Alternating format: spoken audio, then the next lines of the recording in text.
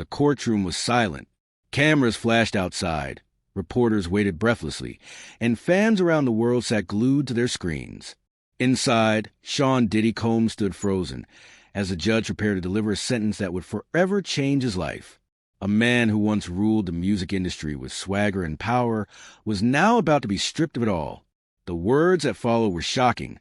4 years in federal prison for a crime many thought he'd escape. How did it all come to this? How did one of hip-hop's most influential moguls, a man who turned himself into a brand, fall from untouchable superstar to convicted felon? This is a chilling story of P. Diddy, his rise, his empire, the scandals that haunted him for decades, and the dramatic courtroom showdown that ended with a shocking prison sentence. Before we dive deep, make sure you subscribe to the channel and hit the notification bell so you never miss stories like this one. Trust me, you'll want to stay tuned. We have details in this case that sound more like a Hollywood thriller than real life. To understand the magnitude of this fall, we need to go back to where it all began. Sean John Combs was born on November 4th, 1969, in Harlem, New York. Raised by his mother after his father was killed when he was just a child, Sean learned resilience early. By the late 1980s, he had found his way into the music business, interning at Uptown Records and quickly rising through the ranks. But Diddy was more than an intern with ambition. He was a visionary. He helped shape the careers of legends like Mary J. Blige and Jodeci before founding his own label, Bad Boy Records, in 1993. It was Bad Boy that made him a cultural force. With artists like the Notorious B.I.G., Faith Evans, and Maze, the label dominated the 1990s. Diddy wasn't just behind the scenes. He was in the spotlight, too, with hit singles like Can't Nobody Hold Me Down and I'll Be Missing You. He cemented himself not only as a producer, but also as a global star. He became the definition of success. Mansions, cars, private jets, and a lifestyle most could only dream of. But while the world saw a mogul with unmatched charisma, trouble was never far behind. The first major crack in his public image came in 1999 at a nightclub in Manhattan. Gunfire erupted after an argument, leaving 3 people injured. Diddy and his then-girlfriend, Jennifer Lopez, were arrested after police found a loaded weapon in the car they fled in. In 2001, after a high-profile trial, he was acquitted of all charges. Many believed it was proof of his influence, that he was untouchable. But whispers continued. Lawsuits from former employees, business partners, and women in his orbit began stacking up over the years. Allegations of abuse, coercion, and manipulation followed him everywhere. Still, nothing stuck. Diddy remained on top.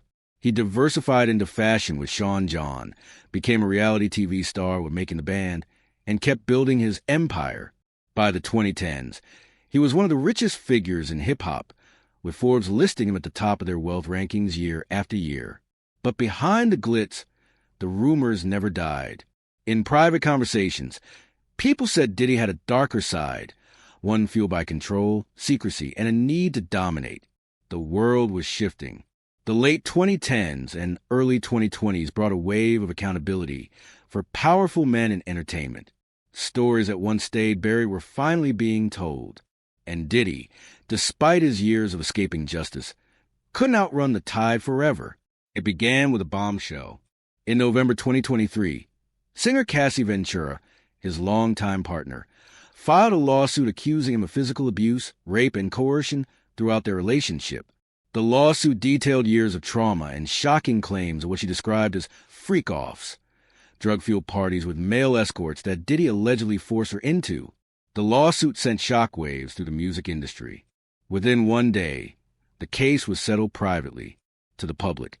It looked like an attempt to silence her, but for prosecutors, it was a crack in the wall they had been waiting for. Other women came forward, filing similar suits. The whispers that followed Diddy for decades suddenly became loud, public accusations. And this time, the government was listening. Behind the scenes, federal authorities were building a case. On September 16th, 2024, everything came crashing down. In a dramatic morning raid, federal agents arrested Sean Diddy Combs in Manhattan. He was charged with serious crimes, racketeering conspiracy under the RICO statute, sex trafficking by force and coercion, and transporting women for prostitution. The mogul who once threw the biggest parties in Hollywood was now being marched into court in handcuffs. Cameras swarmed the courthouse. For fans, it was surreal. For prosecutors, it was long overdue. Diddy entered a not guilty plea, but the court wasn't convinced. Bail was denied.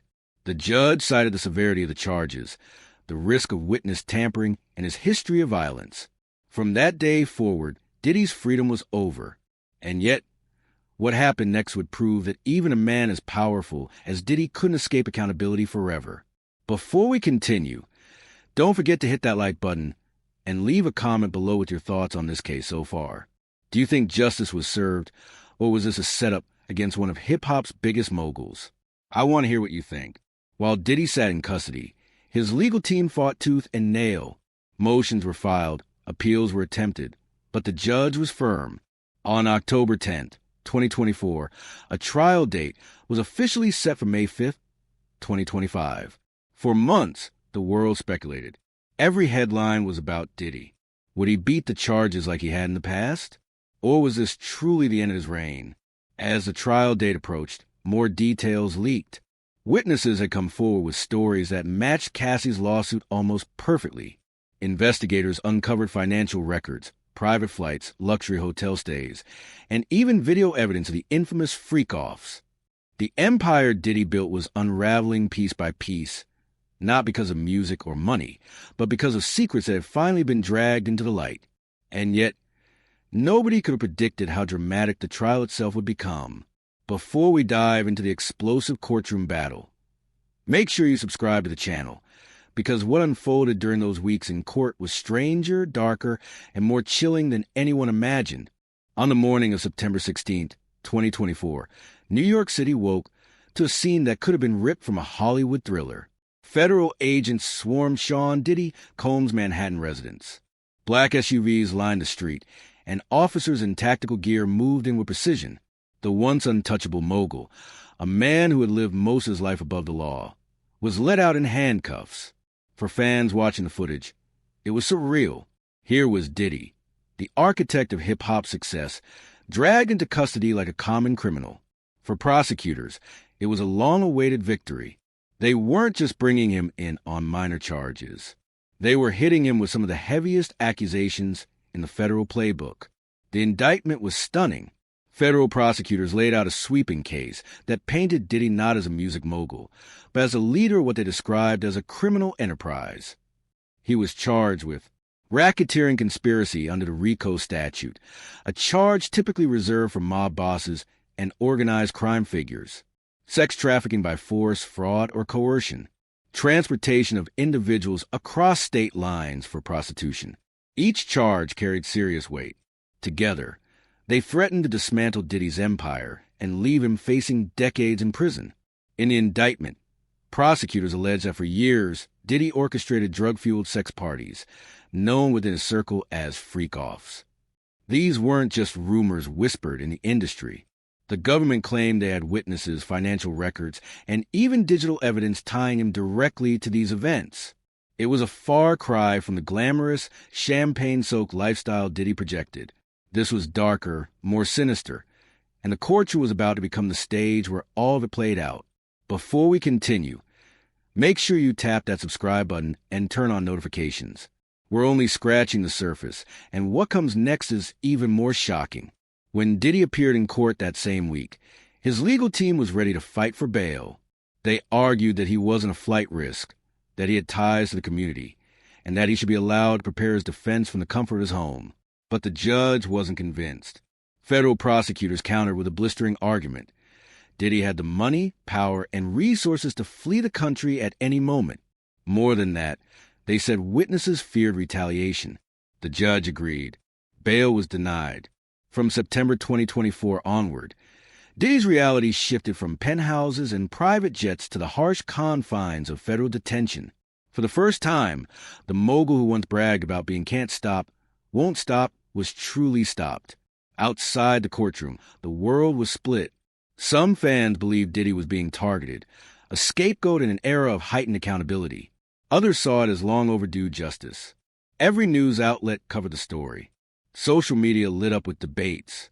Hashtags trended daily. Hashtag Free Diddy on one side, and hashtag Diddy Trial on the other.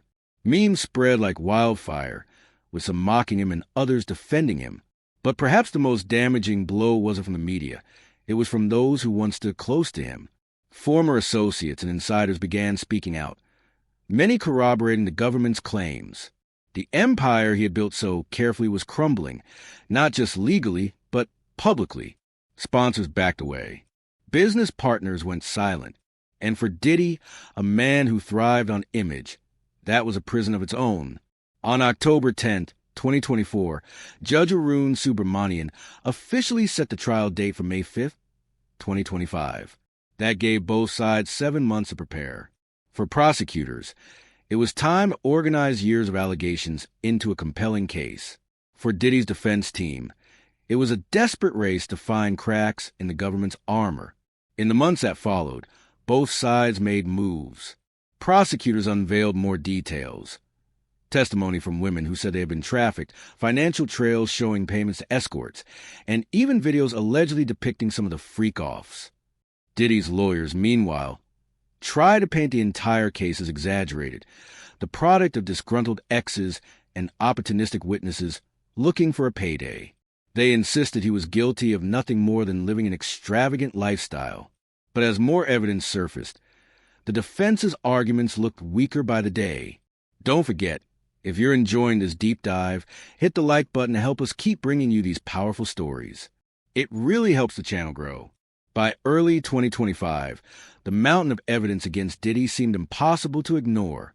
Investigators claimed they had credit card receipts linking him to payments for escorts, travel logs showing women flown across state lines, testimony from multiple alleged victims, digital records including texts, emails, and encrypted messages. Video clips prosecutors argued showed coercion at parties. It wasn't just one accusation. It was a pattern, repeated over years, that prosecutors said proved Diddy had built his empire on exploitation. And yet, Diddy maintained his innocence. In calls from jail, he insisted he was being set up, a target of federal overreach, a victim of a system that wanted to make an example of him. As May 2025 approached, the world's attention locked on the upcoming trial. News outlets prepared wall-to-wall coverage. Former friends of Diddy were subpoenaed. Cassie Ventura herself was expected to testify. It felt like history in the making, the trial of one of hip-hop's biggest moguls. For weeks leading up to the first day, TV analysts dissected every possible outcome. Would the jury convict him on all counts? Would he walk free again like he did back in 2001? Or would this time be different? Fans debated it online daily, some still clinging to the idea that their idol was innocent, while others believed justice was finally closing in. Finally, the day arrived. On May 5th, 2025, jury selection began. Hundreds of potential jurors were questioned, many dismissed because they already had strong feelings about Diddy. After all, how could anyone not? His face was everywhere. His story dominated headlines.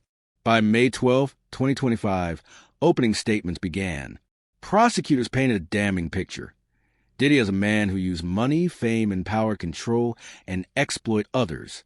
They promised the jury evidence so shocking it would strip away the myth of the superstar and reveal the predator underneath. The defense countered, calling the case a witch hunt. They said the so-called victims were liars, motivated by money and attention. They argued that Diddy was guilty of being successful and nothing more. But as the first witnesses took the stand, the cracks in that defense began to show. Before we move into the explosive courtroom testimony, make sure you subscribe and share this video with a friend who follows true crime stories. What's coming next will leave you stunned. When the trial of Sean Diddy Combs officially opened in May 2025, the entire world seemed to stop and watch. News networks ran live coverage outside the courthouse. Social media exploded with every update, and millions tuned in daily to hear what would unfold inside the walls of the Southern District of New York. For weeks, the courtroom became a theater of shocking revelations, heartbreaking testimonies, and explosive evidence. What had once been whispered about in the shadows of the music industry was now being laid bare in front of a jury. The most anticipated testimony came early.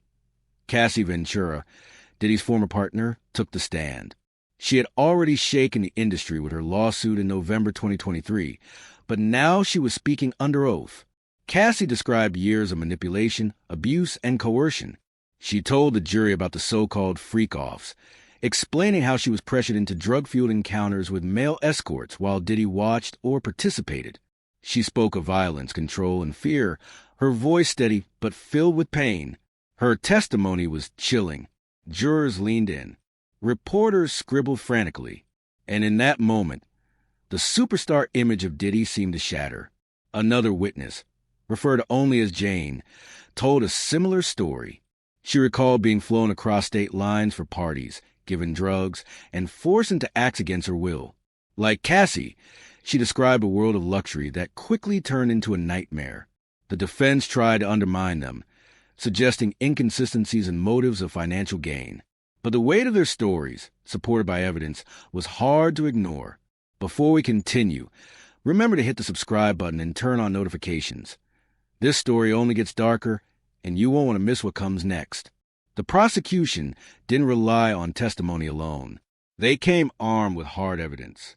Jurors were shown financial records, credit card receipts, and wire transfers that prosecutors argue were payments to escorts and middlemen. They saw flight logs and hotel bookings that matched the women's accounts.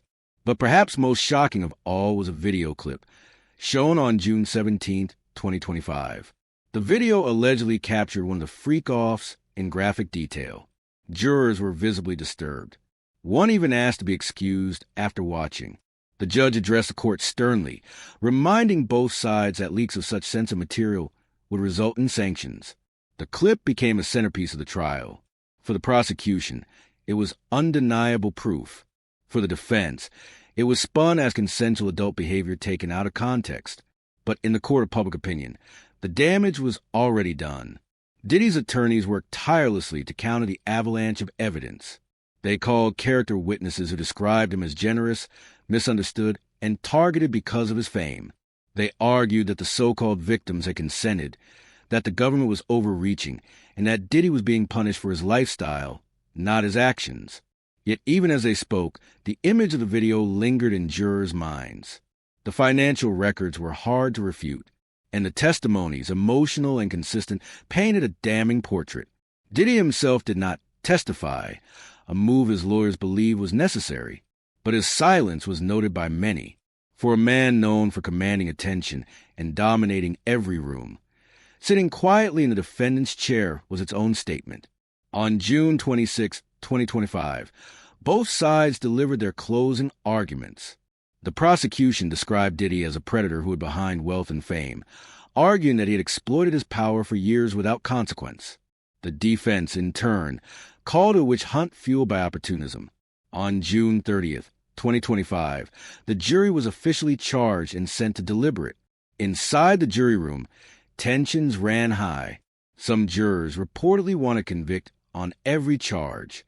Others hesitated, pointing to the burden of proof. The racketeering charge was especially contentious.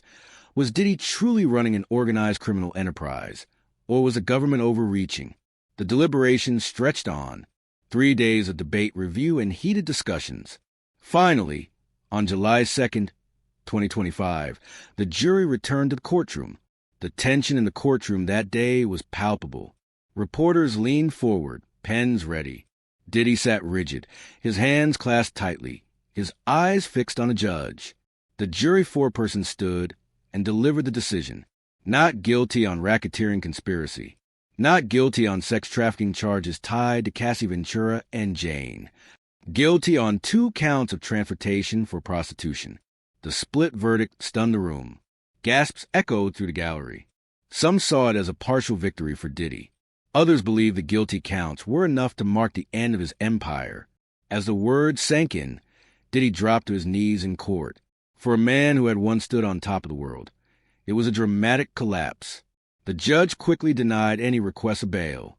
Citing Diddy's history of violence and the seriousness of the crimes, Judge Arun Subramanian ordered him to remain in custody until sentencing. That sentencing was set for October 3rd, 2025. Before we move on, if you're still watching, don't forget to like this video. It helps us share stories like this with more people around the world. The verdict sent shockwaves through the music industry. Some fans cheered, believing justice had finally caught up with the mogul.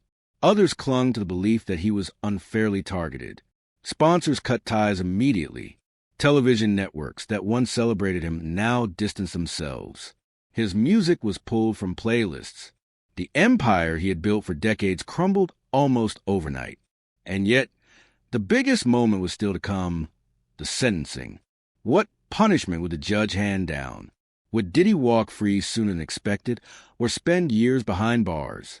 In the months between the verdict and the sentencing date, both sides prepared for one last battle.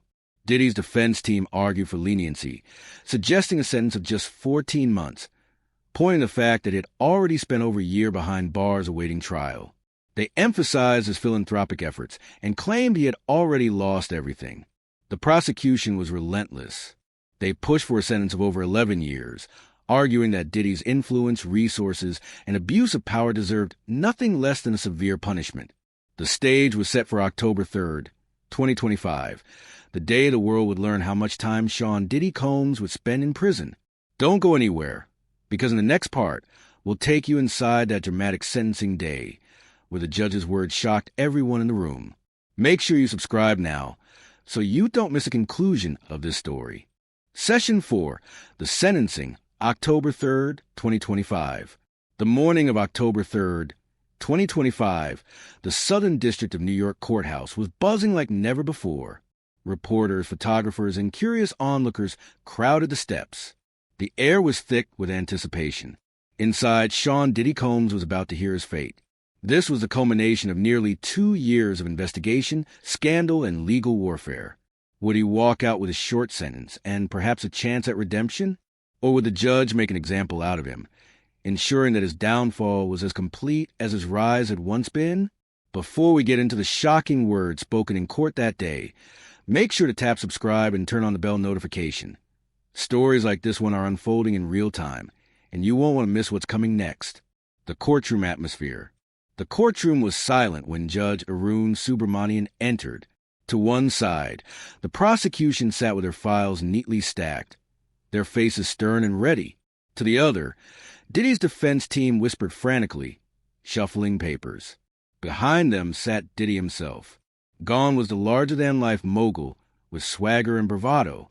Instead, there was a man who looked weary, beaten down, but still clinging to a flicker of hope. Dressed in a plain suit, his wrists shackled, he sat stone-faced, staring forward. The families of alleged victims sat in the gallery, some holding hands, others holding back tears. Across from them, a handful of Diddy's loyal supporters whispered prayers. The weight of the moment was undeniable. Prosecution's argument. The prosecutor stood first. "Your Honor," he began, "this case is about accountability. For decades, Mr. Combs lived above the law. He manipulated, coerced, and used his immense wealth and fame to shield himself from consequences. Today, this court has the power to say enough is enough." He outlined the government's recommendation of 11 years and 3 months, stressing that anything less would diminish the seriousness of the crimes. He spoke of how Diddy's influence made him more dangerous, not less, and how justice demanded a sentence that would resonate beyond just this one case. The courtroom listened in silence. Every word felt heavy, final. The defense's plea. Then it was the defense's turn. "Your Honor," Diddy's lead attorney began, "Mr. Combs has already been punished. He has lost his businesses, his music deals, his reputation, and nearly everything he has built in a lifetime. He has spent over a year incarcerated, and he has shown remorse privately. We ask for mercy, for a chance at rehabilitation, not just retribution." They argue for a sentence of just 14 months, citing his prior contributions to the music industry, his charitable donations, and his role as a father. The attorney's words painted a picture of a fallen star, a man already broken, pleading for a chance to rebuild even a fragment of his life. Diddy speaks. Finally, the judge allowed Diddy himself to address the court. He stood slowly, shackles clinking, and turned to face the gallery. His voice cracked at first, then steadied.